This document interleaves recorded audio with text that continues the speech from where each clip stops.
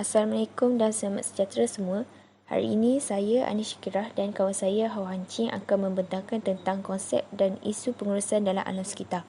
Bagi alam sekitar ialah segala benda hidup dan bukan hidup yang wujud secara semula jadi di permukaan bumi. Sebagai contoh, manusia, haiwan, tumbuh-tumbuhan, batu-bata dan sebagainya. Manakala pengurusan alam sekitar yang membawa maksud kepada suatu pengurusan dalam membangun dan melaksanakan proses alam sekitar yang lebih efisien. Akhirnya, konsep alam sekitar yang membawa maksud usaha yang dilakukan untuk menjaga keharmonian dan mengekalkan keseimbangan ekosistem. Konsep pengurusan alam sekitar terdiri daripada pengurusan air, pengurusan tenaga, pengurusan sisa dan pengurusan hutan. Pengurusan air merujuk kepada pengurusan dan kegunaan air yang cekap, terutamanya untuk mendatangkan faedah semua kehidupan.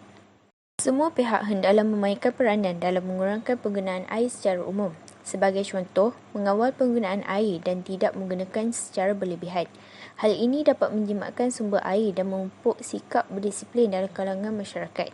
Selain itu, pihak kerajaan dan bukan kerajaan hendaklah melancarkan kempen kesedaran tentang kepentingan air. Hal ini perlu dipupuk dalam golongan muda kerana mereka perlu diberi pembelajaran pada peringkat awal lagi yang dapat melahirkan insan yang seimbang dalam pelbagai aspek.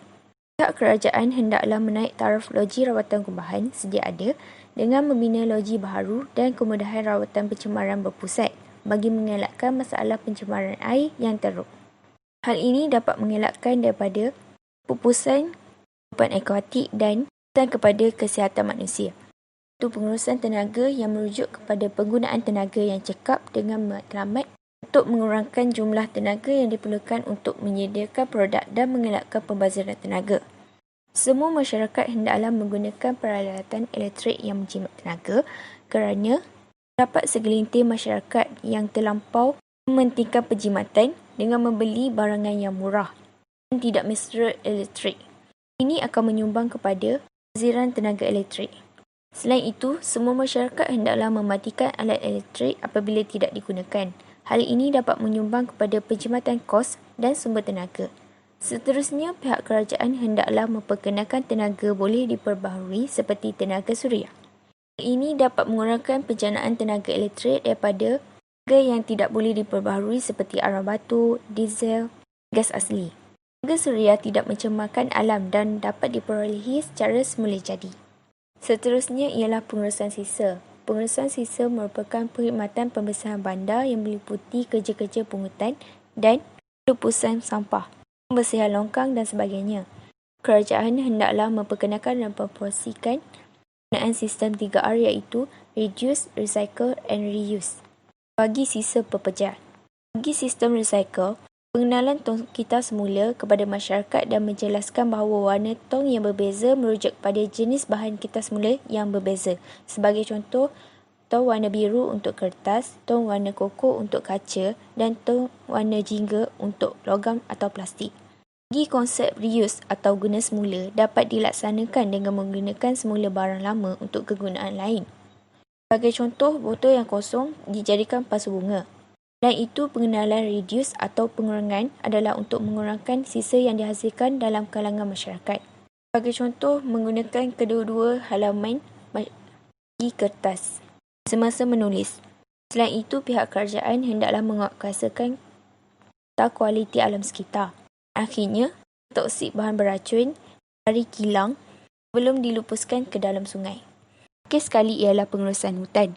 Pengurusan hutan ialah usaha memeliharakan semula hutan untuk mengelakkan masalah kepupusan dan masalah keseimbangan ekosistem. Pihak kerajaan hendaklah memperketat undang-undang untuk membanteras pembalakan haram. Sebagai contoh, meningkatkan kadar denda serta penalti kepada pelaku kesalahan. Hal ini dapat membendung masalah pembalakan yang tidak terkawal yang memberi impak negatif kepada hutan. Selain itu, pihak kerajaan harus mengiktiraf lebih banyak kawasan hutan sebagai taman negara, taman rekreasi dan taman laut. Hal ini disebabkan kerana Malaysia merupakan negara yang kaya dengan flora dan fauna yang dapat menarik minat pelancong asing untuk melancong ke negara kita. Hal ini dapat meningkatkan ekonomi dan menjadikan Malaysia sebagai tumpuan pelancongan. Akhirnya, penanaman semula pokok juga merupakan satu usaha dalam pemeliharaan hutan untuk memastikan habitat flora dan fauna terjamin. Kesannya ialah penyeimbangan semula populasi pokok yang berkurang yang disebabkan oleh penebangan hutan secara haram. Hal ini dapat meningkatkan populasi pokok dan seterusnya kualiti udara yang bersih. Seterusnya, saya serahkan kepada kawan saya Hawa Hancing untuk menjelaskan isu pengurusan alam sekitar. Sekarang giliran saya untuk membentangkan tentang isu-isu pengurusan alam sekitar. Isu-isu pengurusan alam sekitar ini merujuk kepada permasalahan alam sekitar negara. Isu-isu ini telah bertambah serius dan mendatangkan impak negatif kepada kehidupan manusia. Isu-isu ini adalah perubahan iklim, penipisan lapisan ozon, penebangan hutan tanpa terancang dan degradasi air tawar. Pertamanya, saya akan cerita tentang perubahan iklim. Dalam istilah pendidikan alam sekitar, perubahan iklim ini merujuk kepada perubahan iklim masa kini. Perubahan iklim disebabkan peningkatan gas karbon dioksida dan gas rumah hijau. Gas ini telah menyebabkan lebih banyak haba terperangkap dan suhu dunia pun naik. Keadaan ini telah menyebabkan pencairan glacier dan mencetus paras air meningkat. Oleh itu, penduduk yang tinggal di pesisiran laut terpaksa berpindah. Selain itu, peningkatan suhu global meningkat kejadian penyakit bawaan serangga terutamanya malaria dan denggi yang suka suasana suhu tinggi. Seterusnya, saya akan membincangkan tentang penebangan hutan yang tidak terancang. Penebangan hutan ini bertujuan untuk menjadikan kayu sebagai bahan bakar dan menjadikan tanah yang dibersihkan itu sebagai kawasan peladangan ataupun untuk pertanian. Tetapi, ini akan menyebabkan hutan menjadi tandus dan mempengaruhi kawasan dataran rendah. Keadaan ini mengakibatkan tanah runtuh dan banjir kilat berlaku selepas hujan lebat. Di samping itu, hutan yang berfungsi sebagai peparu bumi dengan menyerap karbon dioksida akan melepaskan karbon dioksida jika dinyahhutankan. Selain itu, penebangan hutan juga akan memusnahkan habitat flora dan fauna secara tidak langsung. Contohnya, Malaysia telah kehilangan 8.6% hutan pada tahun 1990 sehingga 2010 dan menyebabkan kebanyakan haiwan kehilangan habitat serta menyebabkan spesies tertentu mengalami ancaman kepupusan. Seterusnya, saya akan jelaskan tentang penipisan lapisan ozon. Ozon ini diketahui berupaya untuk menyerap radiasi UV, tetapi lapisan ozon ini telah menjadi semakin nipis disebabkan penggunaan bahan klorofluorokarbon dalam pembuatan penghawa dingin dan penyebul aerosol. Selain itu, penggunaan baja organik yang berterusan dalam pertanian yang menghasilkan nitrogen oksida juga menyumbang kepada penipisan ozon. Selepas itu, menurut kajian Jabatan Alam Sekitar, klorofluorokarbon ini dikenal pasti sebagai punca utama penipisan lapisan ozon dengan meningkatkan kadar penyingkiran ozon. Sinaran UV ini juga boleh menyebabkan peningkatan penyakit kulit dan mata seperti barak kulit dan katarak mata.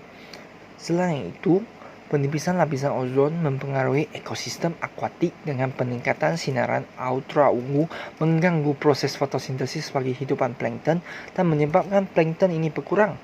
Oleh itu, hidupan laut yang bergantung kepada plankton sebagai makanan akan kehilangan sumber makanan dan mungkin mengalami kepupusan.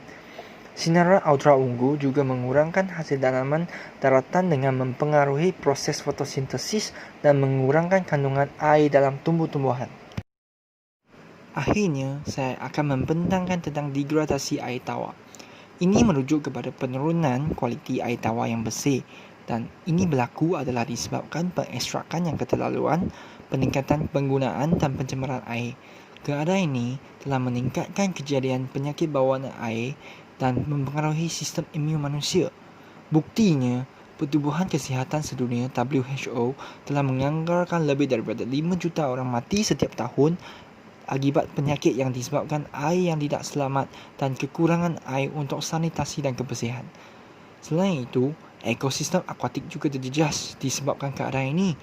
Contohnya, perairan di Terengganu, ekoran daripada pembuangan sistem domestik ke dalam laut menyebabkan ikan mati kerana air yang tercemar. Kesimpulannya, saya ingin menekankan bahawa pertumbuhan ekonomi dan kemakmuran masyarakat yang berterusan hanyalah dapat dicapai melalui pengurusan alam sekitar yang mantap. Oleh itu, semua pihak haruslah bekerjasama untuk menjayakan pengurusan alam sekitar dan mengatasi isu-isu pengurusan alam sekitar bersama-sama. Itu saja. Sekian, terima kasih.